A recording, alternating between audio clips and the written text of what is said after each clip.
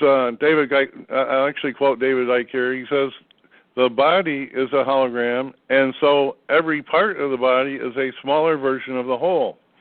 This explains why reflexology, acupuncture, and other forms of alternative healing can find areas in different parts of the body, hand, ear, foot, whatever, that affect different organs and processes of the whole body. It has to be like this because the body is a hologram. All right, so you, like Sandy's been going to an acupuncture, and she's got some internal organ things that the acupuncturist is working on, and they stick needles in her legs and arms. Well, what's her legs and arms got to do with her kidney or liver? You know, you got to ask, well, how can that be? Well, it's because every cell on your body contains all the information about your whole body. And when an acupuncturist sticks a needle in one part of your body, he's hitting the part of the internal organ which he can't reach with his needles. So that's how acupuncture works, and acupressure, and a lot of these other things. David Icke says that most practitioners do not understand that their practice is possible because the body is a hologram. Palm reading. Palm reading comes from the same principle because the hand contains information about the whole body on multiple levels of being. Experiments over the years have shown that some people can see through other parts of their bodies, including the palm of the hand, and not only through the eyes. They can do this by employing the sight senses located through the body hologram, in this case, the hand. They don't see as clearly as they would if they were using their eyes, but they are employing the same basic principle of decoding information and communicating electrically the information to their brain, what they're seeing through their hands, where they're using that part of the eye part of the hologram that's located in their hand. So let me stop at this point. Anybody have any questions or any comments that they would like to make about what I've said so far? This is Claudia in Texas, and I'm just overwhelmed with the amount of information you have given us and updating us from the 1950s to the year 2019. Oh, my goodness. A lot of stuff has really happened. Thank you. Well, you're welcome, Claudia. Anybody else? Well, here's where it gets interesting, is holographic reality, the one that we're living in, is not projected from the edge of the universe like a hologram in a laboratory where they take the plate and shine a lens through it. In our cause-effect creation, the holographic reality is not projected from the edge of the universe. It is manifested through the decoding process of the human mind-body computer as it reads information from the waveform construct. So the key of what I'm trying to say today, and I'll be getting into it a little more and more as we go along, the key of living in this cause-effect world or creation that we're in has a tremendous amount to do with how our mind computer decodes the information. So the name of the game is, that's where our mind comes in. Our mind decodes this information. So the question is, how does the mind decode the hologram? Well, this is where I say, enter DNA. All right, DNA.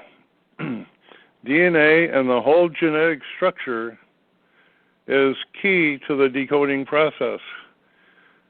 DNA is an informational molecule encoding genetic instructions used in the development and functioning of all known living organisms and many viruses. It is a receiver-transmitter system which receives information from the universal cosmic internet field and transmits it to the five senses. Okay, so here we are where our DNA is the method. It's the transmitter and receiver that takes the information from the holographic projection and sends it to our brain for decoding. Okay, this is very, very important to understand that this is key to everything. All right, so that's, the DNA is very, very fundamental to understanding how to actually operate within this holographic universe of creation that we're living in. Russian biophysicist and molecular biologist Fyodor Gurdjieff and his team of researchers in Russia, covering many disciplines, have been pioneers in the field of what is being called wave genetics. They have discovered that DNA has more than merely genetic functions. It is involved in data storage and communication, and a superconductor that can process vast amounts of information, and it doesn't lose any energy in the form of heat. It's just complete energy. And what's interesting is Gurdjieff and his colleagues have proved that DNA can be reprogrammed by words and frequencies. But then words are frequencies. Everything in our reality is a frequency, and the holographic projection is being projected at a given frequency. And they went on to discover that the DNA can be healed with words and vibrations. And and here's the bottom line of everything. They also discovered that the information, if the DNA is transmitting and receiving this information, the information can be harmonized or it can be distorted by the nature of the information that receives. Now that's key. The key is information can be distorted. Now that's the problem that we're having to deal with. Now, the question I have, for most of the listeners are familiar with the real side, and I want to back up to a point where there's a very common saying. It's in the Bible, right at the beginning of the Bible, and it says, "In the beginning, God created the heavens and the earth." Well, I won't go into which God's created the heavens and the earth, but I want to point out the fact that very few people think about, well, if God created the heavens and the earth, what was there before God created the heavens and the earth? There had to be something there. Well, we call it the real side, or I call it the real side, and that's where the real guides hang out, and it's where you have perfect perception of reality.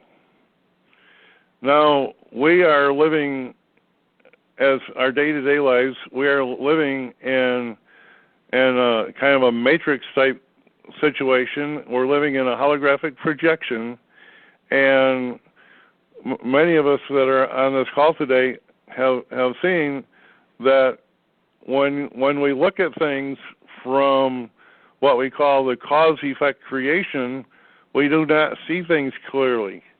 It's like things are distorted, but when we go on the real side, we can see everything clearly. Well, why is it that we can't open our eyes and look around us and see what's going on in this world? Why can't we see with clear vision exactly what's going on? Well, it's because our information systems have been distorted. It's like trying to see through a prism. So we're not getting a very clear picture of what real life is here, because somewhere along in time, somebody came in and hijacked the cause-effect creation and distorted it. So how did this come about? Well, I have a bunch of interesting things about that. But let me say one thing about even in this holographic reality that we're living in, it's a total illusion. There is no such thing as time and space. It's all an illusion. And I know that a lot of people say, well, you have to live in the now. Well, I would go so far as to say that, as David Icke reminds me, it's impossible not to live in the now. All right, how can you not live in the now? And David Icke, let me quote him here. He says, as with space, so with time. There is no such thing as time except as encoded information. There is only the eternal now. And he says, by that I don't mean the now as another word for the present in the sense of past, present, and future. I mean now, in which the past, present, and future are all the same experience. All right, so it's just like the movie film. When you pick up a roll of movie film, you pick up the whole reel. You got the beginning, the end, everything in your hand. That's reality. But when you start playing it through your movie projector, then you get the illusion of time and space. That's the same thing with a DVD.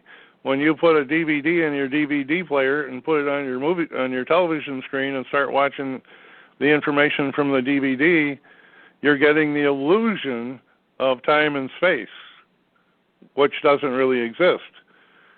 Well, where's all the information? All the information, the beginning and the end, the alpha and the omega, is located on the DVD disc.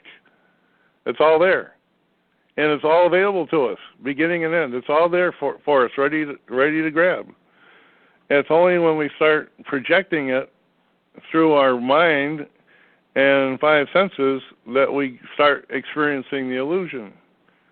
So David Icke goes on to say, okay, so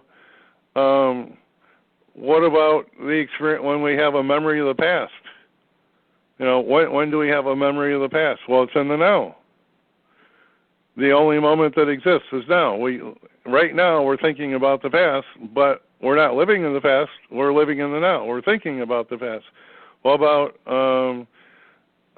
about thinking about the future? Well, when do we think about the future? We're thinking about it now. Are we experiencing the future? No, it's not real. We're not experiencing the future. All we're doing is thinking about the now, which is in the now.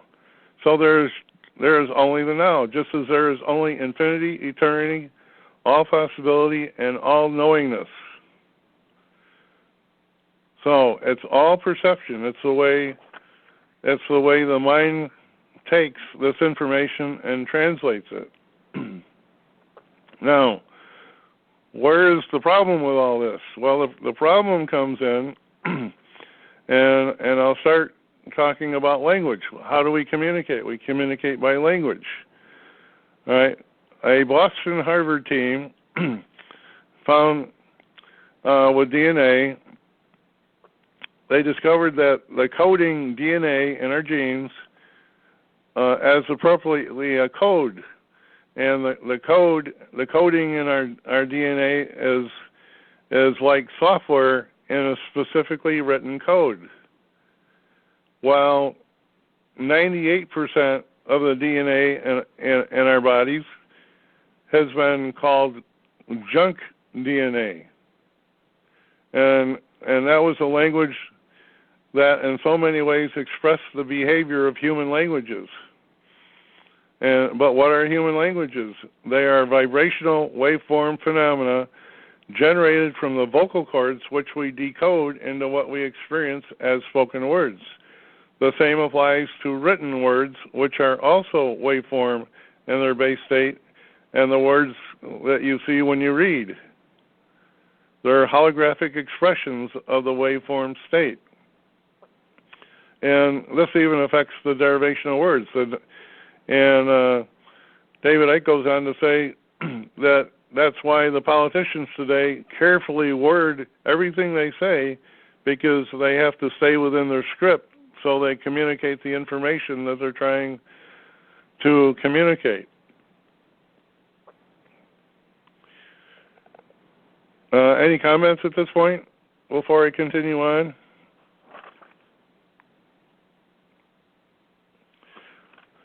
Well, so far, as long as we had a good language and a good view, as long as the cause-effect creation that God created, the quote-unquote God created, was not tampered with, everything was fine and wonderful. But what happened? What really happened here? Well, what happened was, sometime in the past, our world got interfered with. Now, one of the ways that the world got interfered with was we had a couple of reptilians here that came to Earth, and that's a long story that Claudia can go into, where we had reptilians that came here, and to make a long story short, they created humankind through genetic manipulation. And they did that by taking some of the primates that were indigenous to Earth, and they altered their DNA, and they made them smart enough to be slaves and operate their machinery, but not smart enough and long-lived enough to figure out what was going on. And they also engineered them to be food for the reptilians.